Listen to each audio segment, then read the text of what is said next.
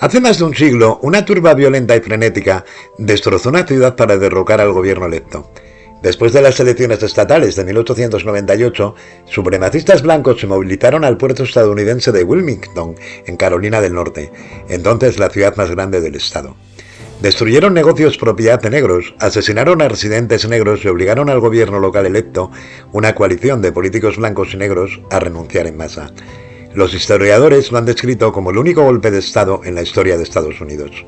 Sus cabecillas tomaron el poder el mismo día de la insurrección y rápidamente promulgaron leyes para despojar a la población negra del Estado de los derechos civiles y electorales.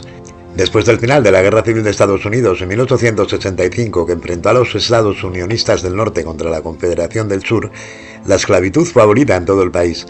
Los políticos de Washington aprovecharon una serie de enmiendas constitucionales que otorgan libertad y derechos a los esclavos y enviaron al ejército para hacer cumplir sus políticas.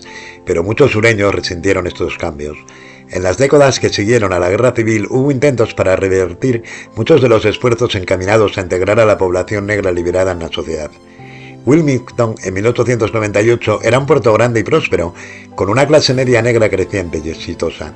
Sin lugar a dudas, los afroamericanos todavía enfrentaban prejuicios y discriminaciones diarias. Los bancos, por ejemplo, se negaban a otorgar préstamos a los negros o imponían tasas de interés punitivas.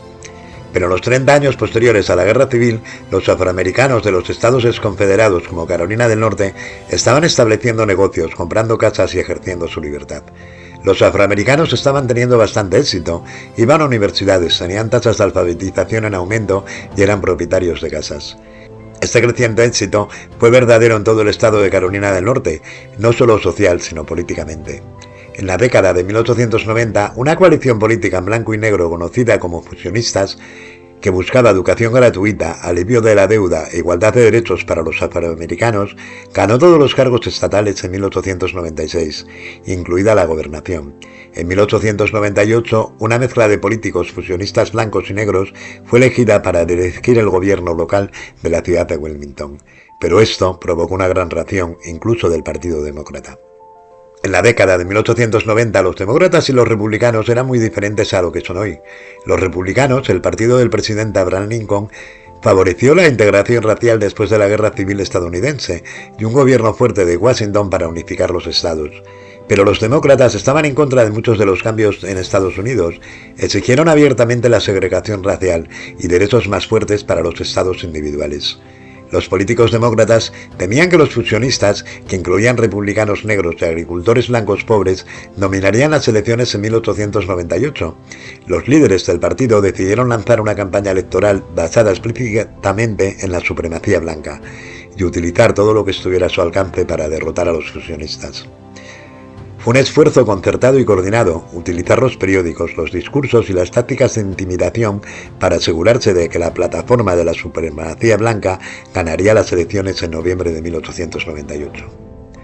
Las milicias blancas, incluido un grupo conocido como los Camisas Rojas, llamados así por sus uniformes, andaban a caballo para atacar a los negros e intimidar a los posibles votantes.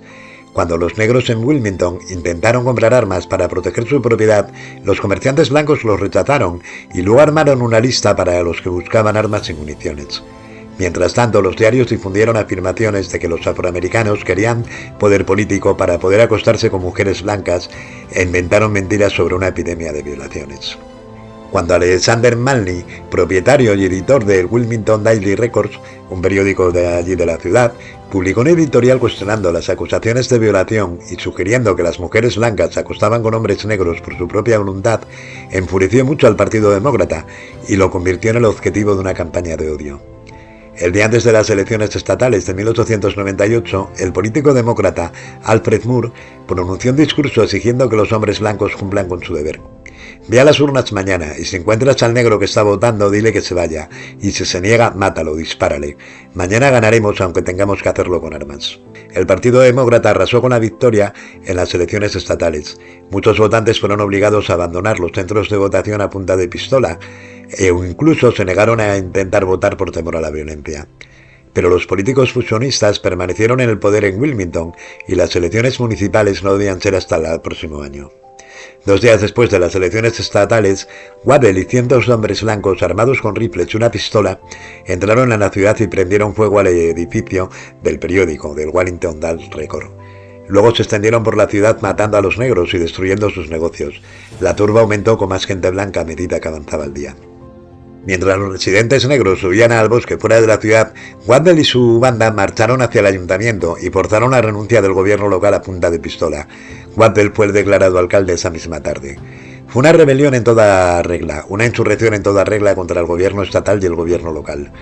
En 2 años, los supremacistas blancos en Carolina del Norte impusieron unas nuevas leyes de segregación y despojaron efectivamente a los negros del voto mediante una combinación de pruebas de alfabetización e impuestos electorales.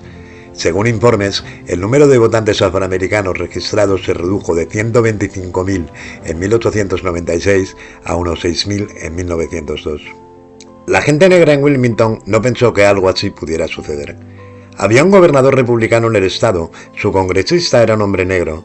Pensaban que las cosas en realidad estaban mejorando, pero parte de la elección al respecto fue que a medida que las cosas mejoraban, los blancos luchaban más duro.